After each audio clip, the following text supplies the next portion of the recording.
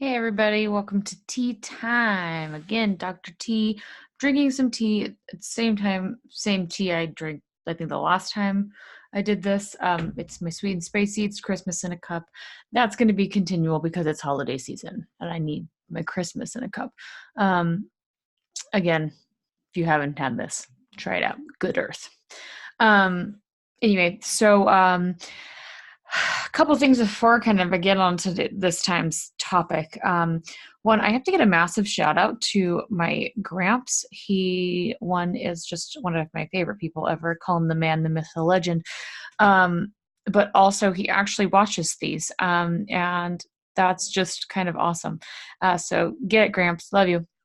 Um, the other thing, I don't even know what the other thing was. Going to kind of today's topic. A lot of these talks are just kind of based on whatever's going on. And I just got back from another conference, phenomenal conference, International Drug Policy Reform, DPA. It was just a phenomenal experience. Shout out to everyone who put that together, and everyone who was present. It was just such an awesome, open, real set of conversations. And so I just loved it. It was in St. Louis, Union Station Hotel. I'm sad it's over, but I'm really grateful for the experience. And of course, the entire premise was to stop the war on drugs. And so I'm going to talk a bit about the war on drugs, and I'm also going to talk a bit about systems. And there's a reason for this. So kind of to start with systems. Just a reminder, right? I've taught science for a long time, over a decade. My first degree is in biology, and so it is just kind of the core of my being to think systemically, taking kind of an ecological perspective to everything. I think it's really, really genuinely served my understanding of kind of the world and this whole environment within which I'm trying to kind of make sense and impact. So when we think systems, right, we have kind of three major pieces. We have the elements, right? So those kind of individual pieces that make up a system. You have the relationships between those elements, and then you have this overall function and purpose of a system. And at the end of the day, what we have to understand is that a system, the ultimate kind of function and purpose, which function and purpose is dependent on whether it's a human system or a non-human system. Um, but the overall function and purpose is to perpetuate its own existence, right? So the idea is when a system is in place, right, and this can be, grand scale, and this can be human, this can be small scale. I mean, you can consider your own cells, right? A very cell is a system all in itself, which is full of other systems, right? You think of a ribosome as a microsystem, as a part of a cell that helps kind of achieve the overall function. But these systems, the whole entire point is to perpetuate its existence, right? And the cell as a system, it wants to perpetuate the existence of the cell. And so that's every single system. And so the reason I talk about this and bring it up is because there were so many moments at this conference where we were just talking about kind of abolishing the system that exists. And we want to abolish the system, and we want to, abolish it because it doesn't work. It's very clearly not doing good, right? It's not having positive impact, but it is very, very true. I have stated this before, and the founder of Hands Up organization also stated this, so I was really pumped to hear it. But the system is acting out exactly as it's supposed to. It is achieving its function time and time again, right? It was set up to work out this way, right? It was set up to be sexist, racist, have all of these isms kind of naturally ingrained. It was set up to perpetuate complacency, zero tolerance. And so there shouldn't be any shock, surprise, awe that we're looking at situations that we are, right? We're looking at individuals being incarcerated, or being allowed to die because of them doing something that's considered outside of the norm of society, right? It's outside of what is acceptable. And that's just deemed, a moral failing. And so it's doing exactly as it's meant to. And the kind of all of these pieces that keep coming out of it are just perpetuating the system. I had mentioned a couple weeks ago, right? I was at Young Adult Transition Programs Association, Young Adult Transition Association conference, and in that one, it was the same idea, right? Recognizing that the young adult transition programs are growing, right? It's a booming business, and it's because it is a function of this system, right? It is a way to adapt and evolve to the fact that this system is doing what it's supposed to do, which is having maladaptive effects on the development of our youth. And so understanding that even though a system is achieving its function and continuously perpetuating its existence, does not mean that we want it to exist, and does not mean that it's doing good things. It's just doing what it's supposed to be doing. And so we're looking at so many kind of pieces that are becoming a function of this system, which also continues its perpetuation, which I think is really fascinating to really sit and think about. So if you're someone in this world who is trying to impact the way the system works, it's like, are you actually changing the system, or are you allowing its perpetuation? And this is not like a good, bad, this is just more kind of take this in and think about it, because you never know. But the idea of abolishing this system, right? And there were so many perspectives on this, right? And I think at the end of the day, we need to just get rid of the system. It's because so many people are just so irritated and frustrated with trying to change it because it's so hard to do. But then, of course, there's this idea, well, like if we completely abolish it and we restructure it and start it over again, guess what? It's going to be the same people in charge, right? And it's going to be the same people conditioned by the system that exists now that are putting it back together. And even us, even the people who think that this system doesn't work, right, and that stand up kind of on a daily basis to change and affect the overall function of the system, we are very conditioned by the whole system itself. We are very conditioned by the human experience, and so we have to be able to really also step back and keep ourselves in check of our own conditioning, and that's hard. So I smile because I think about this idea of unlearning, and I did a community session while I was at this conference, and I asked them to have one unique thought, one thought that was fully and completely their own and wasn't attached to the relationship and experience of something else. And they couldn't, right? And someone even asked, is that even possible?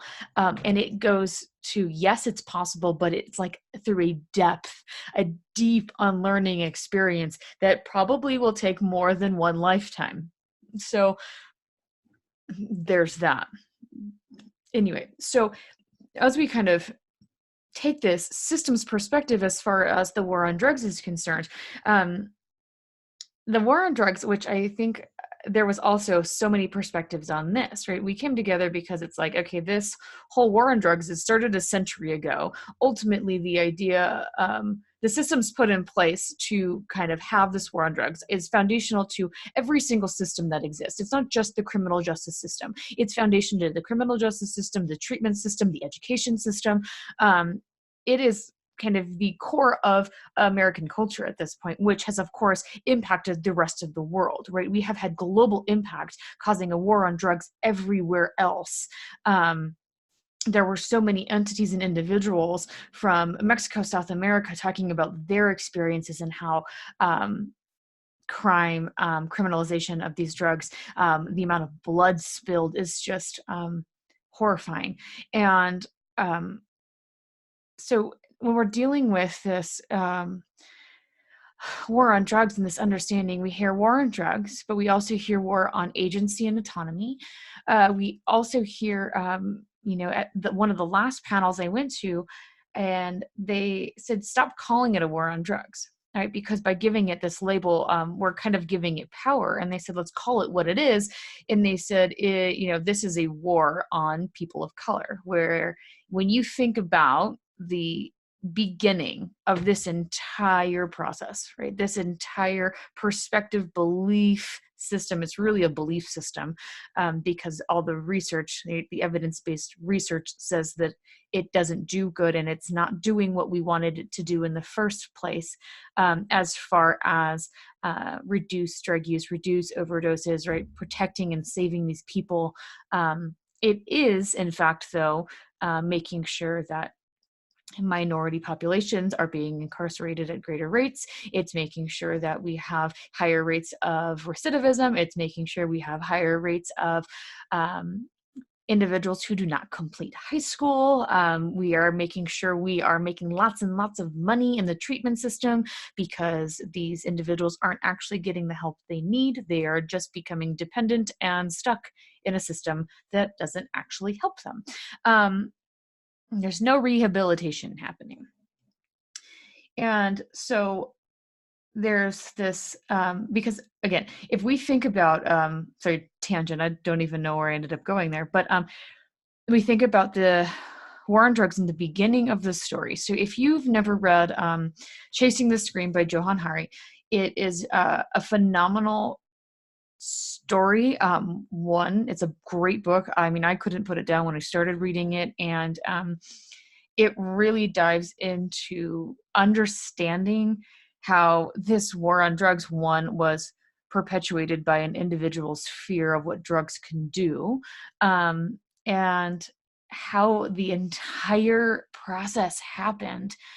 But when we take it just a brief snippet, which is one of the ways I love to just start talking about this, is taking kind of the three main individuals that were like our Mount Rushmore of drug prohibition, those founding figures, right? Back in the 1930s, you had Harry Anslinger, Arnold Rusting, and Billie Holiday, right? And Harry Anslinger, this is the guy that started the DEA, right? Got the Harrison Act passed, first law banning heroin and cocaine. I mean, this guy is the one that fought to channel kind of the fears of the American culture and channel them into a drug war with this goal to eradicate drugs forever, which is really interesting because when he was born, when all three of these individuals were born, drugs were freely available around the world. And it wasn't until we instilled this fear, and it had to do with power, and the roots had to do with racism. And so this is why Billie Holiday became a target, not only because she's incredibly talented, right? And we could show what drugs could do to an individual with that level of talent, but ultimately because Billie Holiday was an African American woman. And by taking her down and by using her as kind of this target to show what drugs and alcohol could do to an individual, Anslinger won, right? He was able to fully, I mean, and there are accounts that are documented of him meeting with other, very talented and powerful women who were also struggling with heroin, but were white. And he let them go, had sweet conversations with them, and figured out a deal so that they wouldn't have to go to jail, wouldn't get pulled off a methadone treatment. I mean, whatever it was. And then you had Billie Holiday, who ended up dying handcuffed to her hospital bed when she was there, showed up because she wanted to stop her use. She was over it and she was tired. And she was getting methadone treatment to help her with her withdrawals. And she was healing and recovering. And then according to the story, is that there was heroin planted in her room, a place where she couldn't even reach and get to, found by a security guard. And then what happened was all of her belongings were taken away, all of her visitation rights were taken away. So she was in a room by herself, no comforting anything, handcuffed to a bed, um, and died. And right, and then I didn't really talk about Arnold Rothstein, but Arnold Rothstein, he became our first drug dealer. He was the guy that was just sitting there open arms, like, all right, sweet, we have this newly illegal market of drugs. I'm going to take advantage of this. I'm going to make serious amounts of money, right? And I mean, there's a whole story on line of events we could go into, as far as kind of this criminalization, drug dealing, what this ends up doing to communities, individuals, simply by causing drugs to be illegal. And that's a whole nother conversation. And again, it goes beautifully into it in that book, Chasing the Scream.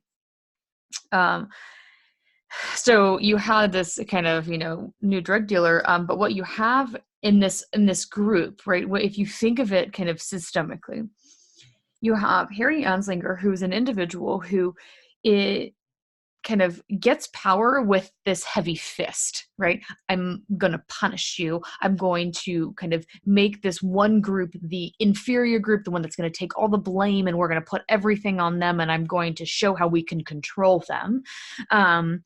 And then you have Arnold Rothstein, who says, oh, wow, look at this guy in power doing this. I'm going to reap the benefits of this. And since I'm reaping the benefits of this, making massive amounts of money and also having a ton of power, I'm going to support him. Okay. And then you have the Billie Holiday, and this is the population suffering the consequences of all of this. Right.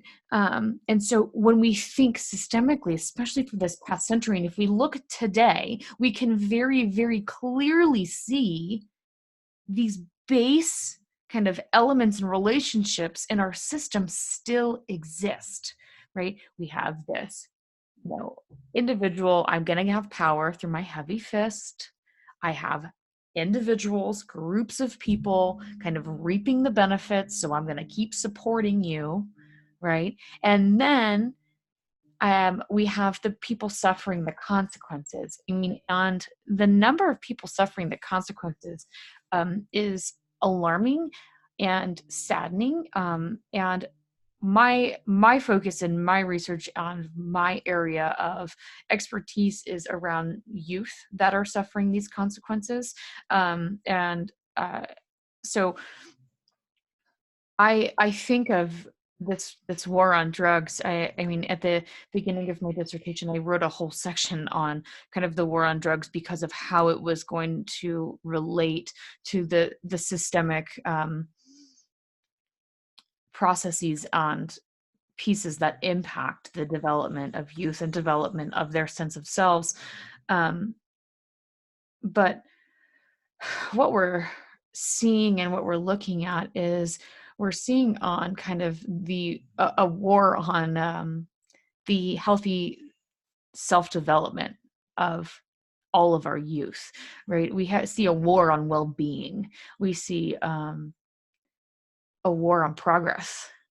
We are seeing basically an entire system that is trying to resist change, doesn't want to adapt, doesn't want to evolve, wants to continue to perpetuate the system that's been around for a century. And this is why we're seeing so much struggle.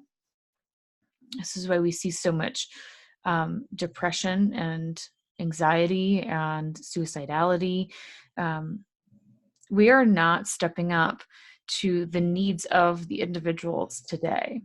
We're not stepping up. And the thing that I also found really fascinating in this entire process really was that there weren't any young people in these conversations. There was no panel of teens at the front of the room, no panels of middle schoolers. And I mean, and that's what I want to see, because I was in another session where it was like, well, what's next? And I look around and it's a table of adults, where I'm one of the youngest. And they're making this kind of determination of what needs to happen next when we don't even have next generations at the table and taking their considerations, because their experience isn't the same as ours. They are kind of dealing with the repercussions of a functioning system for as long as it has functioned, along with the addition of technology. And so their world is very, very different. And unless you're kind of on the ground and in this world with them, kind of sitting there making decisions for them doesn't seem right. And I'm not saying that none of these people were not considering that, but to give them real agency, if we're talking about this being a war on agency and autonomy, we truly have to have them in these conversations, right? We need to have them being a part of the decision making it a true democratic process, as opposed to kind of this nurturance rights type thing where we are deciding what's best for you. We have not done a good job of that for a long time. And so we really need to make sure we're hearing what they need so that we can provide what they actually need, as opposed to what we needed when we were their age or what we think we need, because most of us are completely out of touch with what we actually need. And so we are just so informed by, again, these conditions that exist, by what the world tells us we need, as opposed to just kind of shutting off, going inside and saying, what is it that I actually need in my life in order to have well-being and success? And in this war of drugs concept, maybe it's sobriety, maybe it's not, right? Maybe it's just a deep healing, and it has nothing to do with these, with your drugs, cigarettes, alcohol, whatever it ends up being. Um, so at the end of the day, I mean, there's so much that needs to shift and change, but when we think of abolishing the entire system,